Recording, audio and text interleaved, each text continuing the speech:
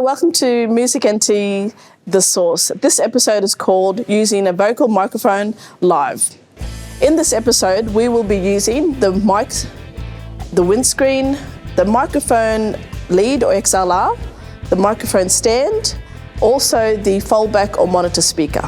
Using a vocal mic correctly really changes the quality of the sound you produce coming out of a speaker or a PA system, whether you're at a live, large event such as a concert or a small live event such as an open mic.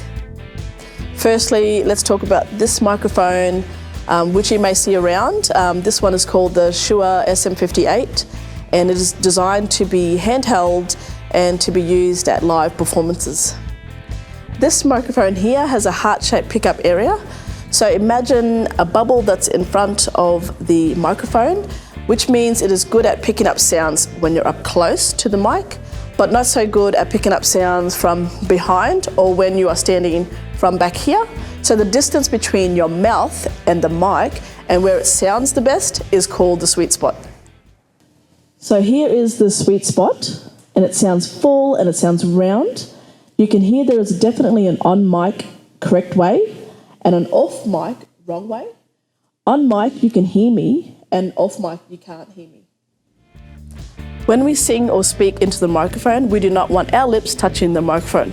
So a general rule is to have 2 finger spaces between your mouth and the microphone. So this is a good place to start. This prevents it sounding too bassy.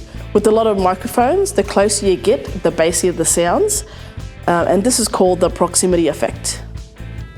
You can use a foam windscreen in case it is windy to stop the wind sounds from coming through the microphone. And I'll blow into the microphone with the windscreen on. And I'll take it off. Can you hear the difference? This also helps with words that start with B for Bob or P for Peter. These words can cause what we call a plosive, or when the microphone distorts. Sometimes it also sounds like a boom in the speaker or PA with words like people, pop, patience. And I'll take the windscreen off. People, pop, patience. Holding the microphone correctly is key to get a good, consistent sound. So ideally you want to hold the microphone in the middle. Holding it too close to the top can cause the microphone to sound less bassy and more hollow, and can cause feedback to the PA. So you want to make sure your hand's in the middle. I'll do an example. So I'll have my hands in the middle. Testing, 1, 2, 3, 1, 2, 3.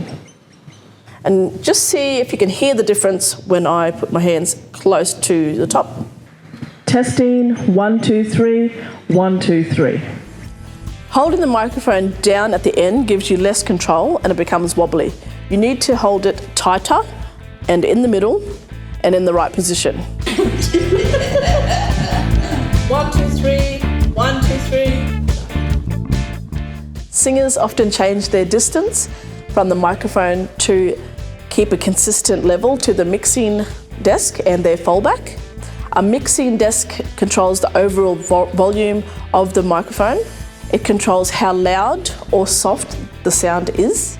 The foldback or monitor speaker is a speaker that points towards the singer or musician so they can hear themselves, just like this foldback here. Singers often move back away from the microphone when they know they will be singing louder than usual, and they will move forward to the microphone if they are going to sing softly. This is called microphone technique. When singing softly, come towards the microphone. When singing loudly, come back from the microphone.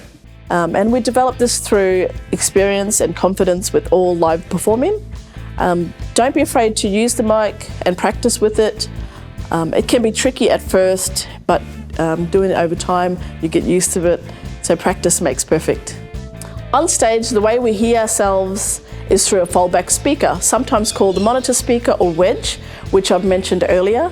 This speaker faces towards the singer or musician and can have a range of different instruments that's fed into it that we need to hear on stage. But most importantly, it's for you, for your voice to be loud enough to hear yourself. The audience would not normally hear this speaker.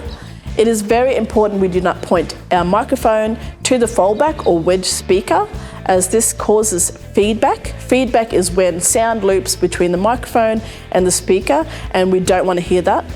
Feedback is generally loud and can cause hearing damage if ongoing.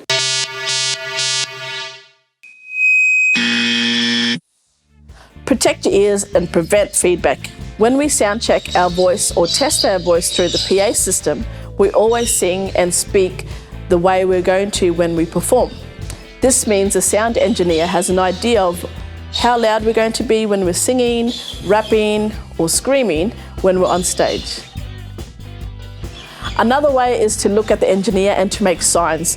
This could be by pointing to your mouth and then pointing to the wedge speaker and then pointing up if you want your sounds to be louder and you can't hear yourself. But if you want your sounds to be lower, then you point to your mouth, back to the wedge fallback speaker and then pointing down.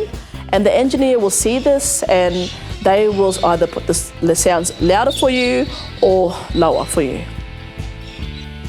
They are there to get the best sound for you, both on stage and in the PA for the audience. And when you sound good on stage, you feel good and you perform your best. So let the engineer know as well when it's good, because you are both working together and for the love of music. Final rule that's really important to know is to don't walk in front of the PA with your microphone. When we walk in front of the PA system, this can cause feedback and it's no good for your ears and no good for the audience ears as well. So in this episode, The Source, we have looked at the correct way of holding the microphone, the right distance between our mouth and the microphone should be, using a foam windscreen to prevent wind sounds and plosives, ways to prevent feedback on stage, and also how to ask for more or less levels in our monitors from our sound engineer. The more we use our microphone, the more we develop our microphone technique and become more consistent as a performer and singer. This comes with practice and experience, so enjoy. I'll keep you close, and for now I'll cherish this moment, but for now I'll keep you close, but for now I'll cherish this moment and grow you into a beautiful child. Thank you.